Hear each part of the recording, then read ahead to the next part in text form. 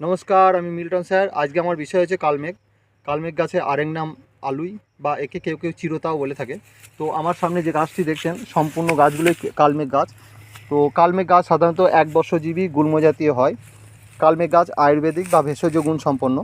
কালমেঘ গাছের বহু উপকারিতা আছে। তার মধ্যে প্রধান উপকার হচ্ছে, কেউ যদি ডায়াবেটিসের পেশেন্ট হয় বা সুগারের পেশেন্ট হয়, তারা যদি এর পাতা রস নিয়মিত খায়, তাদের সুগার বা ডায়াবেটিসের পরিমাণ কমে যাবে।